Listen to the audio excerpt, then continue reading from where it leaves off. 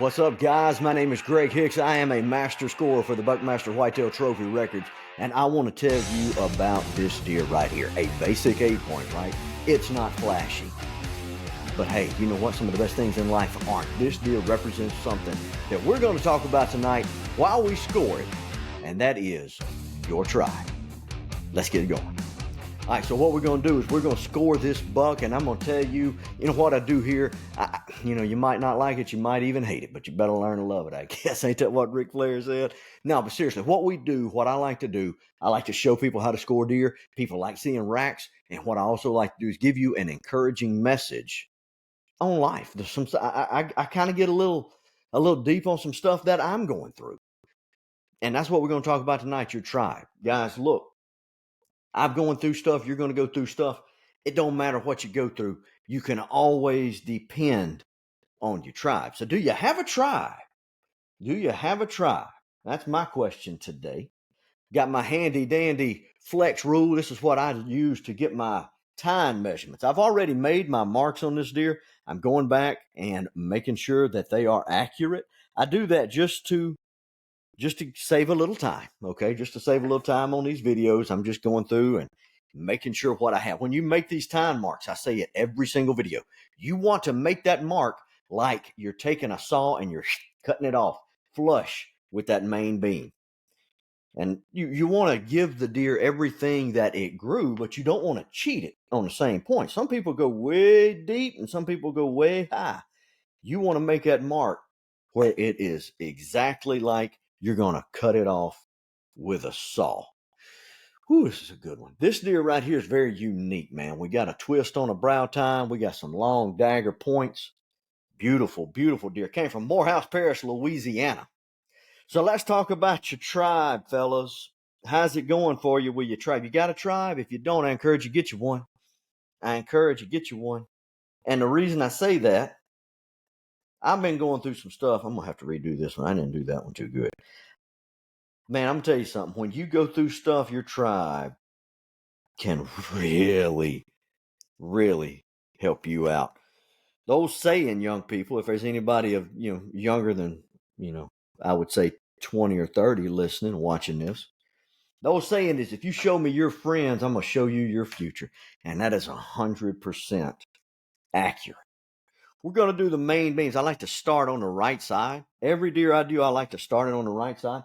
I don't know if other scorers do this, but what it helps me do is it helps me really not to miss anything. When I'm able to do stuff and follow the same flow, I rarely miss stuff. I don't have a score sheet tonight. I had one printed off. Had to use it on another deer that I didn't do a video on. And so now I'm just going to do it on a regular sheet of paper, just like somebody be doing it at the deer camp. You want to take your cable, guys, get you a cable that's got an alligator clip on it. You're going to start on the main beam. You're going to start at the lowest pedicle of that beam. You're going to come up at about a 45-degree angle to the backside of that rack.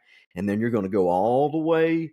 You're going to follow the backside all the way and be extra careful with your cable placement, because it's going to want to slide and move around. That's why you don't want to take big movements. Use both hands, go slow, and follow that main beam on that all the way to the end. So I've been going through some stuff, man, this past week. All kind of stuff. Life hit me at one time this past week. And that's why I wanted to talk about your tribe. Because, dude, let's just say last Monday, for a little bit of information on me, I'm not married. I've been dating a girl for a while now, for several months. And, just Monday morning, she decided that it was probably best to try to, for us to go in different directions.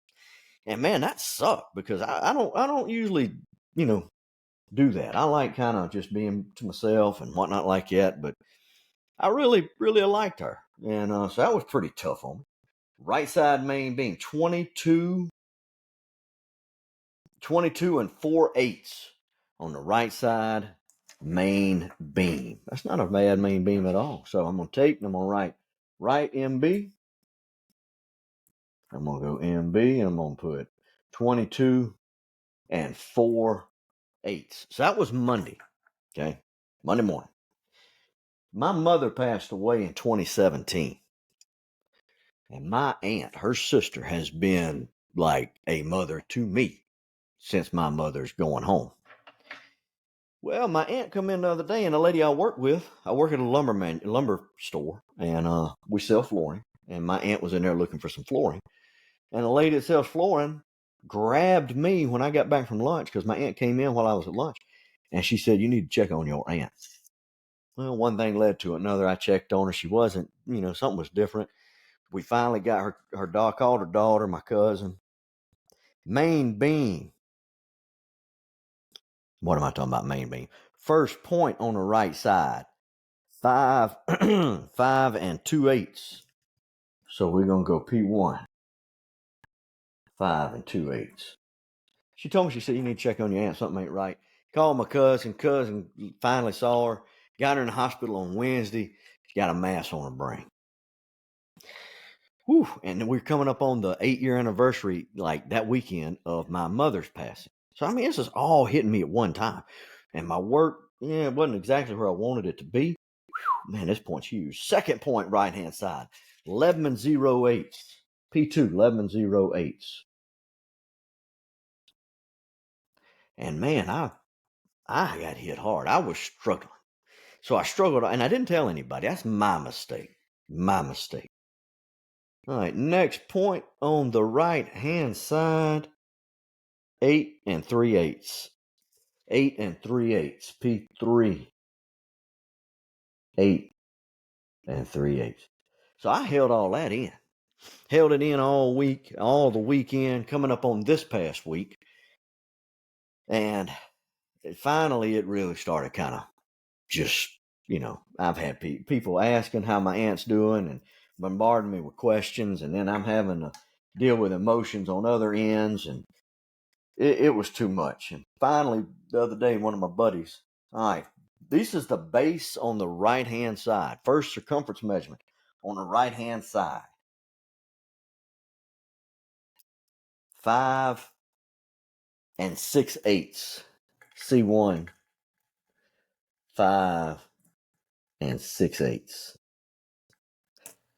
So you're looking for the smallest spot when you're taking your circumference measurement, guys. Always look for your smallest spot. So my buddies was like, every Thursday we eat lunch. Now, last Thursday I didn't go eat lunch with them. I went and ate lunch with my dad. And this Thursday they was like, "Hey man, let's go grab lunch." And I'm like, man, I don't feel like it. I think I had an ulcer or something cutting up in my stomach. How about 4 2/8 on this next one? C2, 4 2/8. Make sure that's right. Yeah. That was the C2. Now C3. So I didn't go eat last Thursday. This Thursday's like, "Why don't you go eat?" I was like, "Man, I don't want to." And one of them finally gathered I was struggling. And he said, "No," he said, "you need to go with us. Why don't you just at least just sit there and drink you a glass of water or something?" So I did, sat down. And I'm going to tell you something, man. Being around my crew, finally open up. C3, 3 7/8. 3 7/8.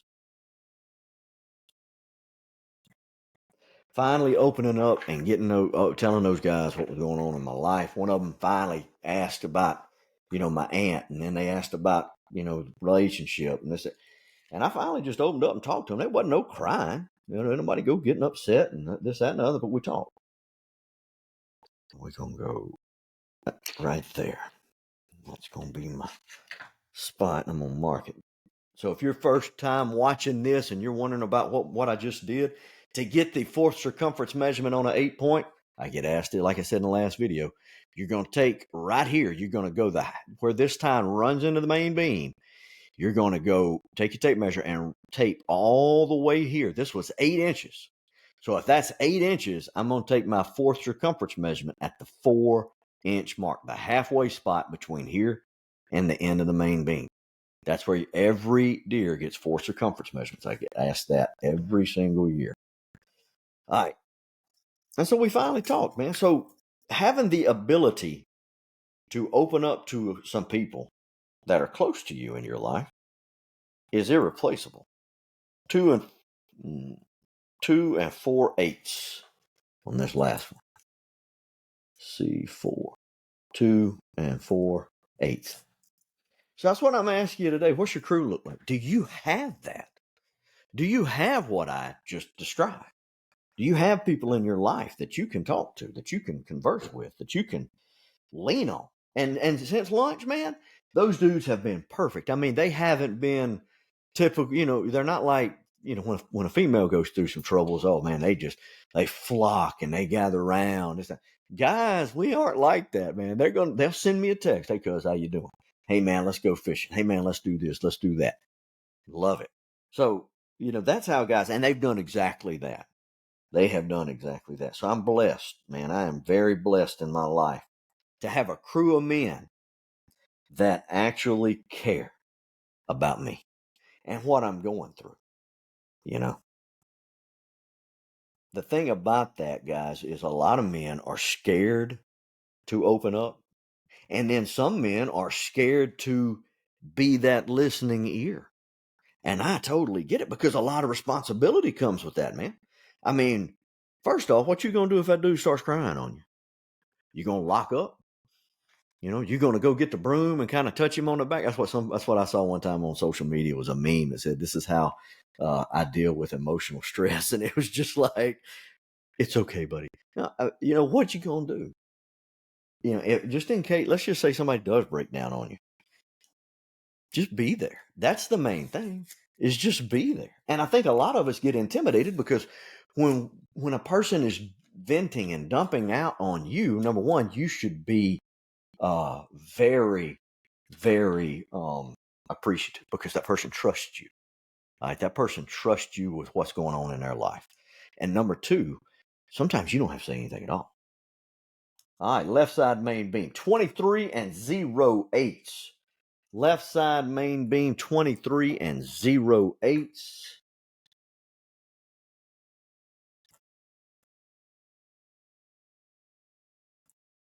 I can't tell you how many times I have learned that over the years. You ain't got to say nothing a lot of times. You just sit here and talk to them and say, "Hey, man, I know," or just, "Dude, that's awful. I'm so sorry," or "What can I do?" Just talk or listen. You ain't got to really. There's no magic words sometimes that you could say to make anything better. The person mainly is just trying to get this off of their chest. All right, let me get this one. This one here has got a unique beam. I mean, a unique tine right here. This brow tine is very, very, very unique. And I'm going to use my cable to help me because it's got two twists in it. When it's got two twists in it, you want to honor the deer, follow the twists. So I use my cable when I have two turns in a tine. I use my cable, and I use it very, very, very carefully because again, anytime you use this cable, it can slip, it can slide. So be extra careful with how you handle it. Okay. All right.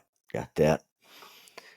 Yeah. Sometimes you don't have to say anything. I've learned that with my daughters. I got a 17 and a 16-year-old.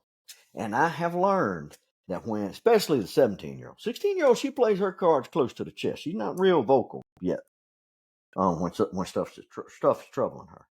How about 6 and 1/8 on that P1 on the left hand side? P1, 6 and 1/8. But the 17-year-old, buddy, she'll let it bump.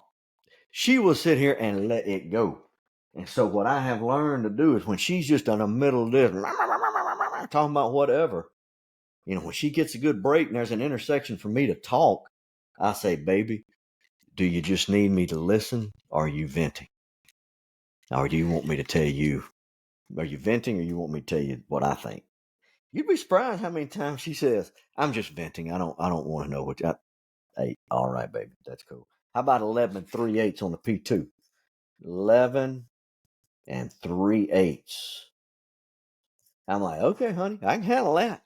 But just listen. You ain't got to have that magic word.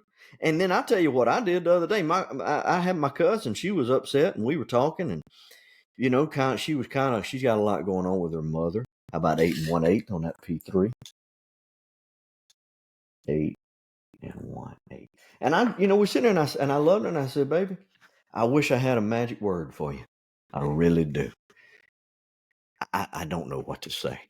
And sometimes you don't know what to say. But being that listening ear will go farther than you ever imagined right there. That sometimes can be all the difference that somebody needs, is just to know somebody cares enough. What am I doing? I'm doing my circumference measurement. I'm sitting here talking. I did the C3, C1, C4, C3, C4. C4 is going to be 2 5/8. And sometimes you don't have anything said, but somebody needs to just know that you care. All right, next circumference measurement. We're finding the smallest one, guys. That's 3 5/8. And that's what it's going to be, 3 5/8. Next circumference measurement. 4 2/8, 4 2/8. Uh-oh, hold on. 4 1/8. 4 1/8. And then the last one, 5 5/8 on the base, 5 5/8. So you got 5 5/8, 5 6/8 bases. That's outstanding. So what do you guys think this deer? What's the inside spread on this animal? What do y'all think? You know these are 11-inch tines. Let's see. You want to see what the main? Y'all go ahead and guess it. Get it in your head. I'm going to sit here and type it out. I'm going to sit here and measure it out. But guys, be that listening ear. Don't be scared. Get in there with your brothers. And if you're praying, pray for them. Pray for them. All right. Inside spread. 16 4/8. Inside spread is 16 4/8. You've seen it all, baby. You've seen the main beams. You've seen the tine length. You have seen the circumference measurements now and the inside spread. Now, what do you guess it is? What y'all think? There's 8-point from Morehouse Parish, Louisiana scores. Y'all hold tight. Tell of the tape coming up. All right, guys, here's the tell of the tape. It's a good one, I'm telling you. So let's start with the right side. The right side main beam, 22 4/8. The longest points, this one right here on the right side, 11 0/8. The biggest circumference measurement is the base, 5 6/8 inch base on this right side. The total inches of antler on the right side, 63 4/8. On the left side, 23 0/8 inch main beam. The longest tine over here, 11 3/8. So already this side right here is just a scotch bit stronger than when you go down here, but you look at the circumference measurement. The circumference measurement is 1/8 of an inch smaller on the base than it was on the right side, 5 5/8 inch bases. The total of inches of antler over here ended up being 64 5/8. So you take that 64 5/8, add that 63 4/8, you get 128 1/8. Then you add in that 16 4/8 inch inside spread for a gross grand total score, BTR score, of 144 5/8 for this 8-point. No deductions. Buckmasters doesn't do any deductions. So this deer is going to not get any deductions at all. So there you go. 144 5/8. Look, guys, pick up your crew. Ecclesiastes, I wrote it down on my tape. Ecclesiastes 4, 9 through 10 talks about that, man. It talks about the importance of a crew. And then at the end it says, but anyone who who falls and has no one to lift them up, I pity them. That's right, because you got to have somebody pick you up. Lean on your crew, man. Your crew will make you or break you. And I'm telling you, you got to get you a good crew. Encourage young people to get you a good crew. My name is Greg Hicks. This is the Antlers and Hicks podcast. And as always, I'm going to encourage you guys to live your life past 20 yards. I'll see y'all next time.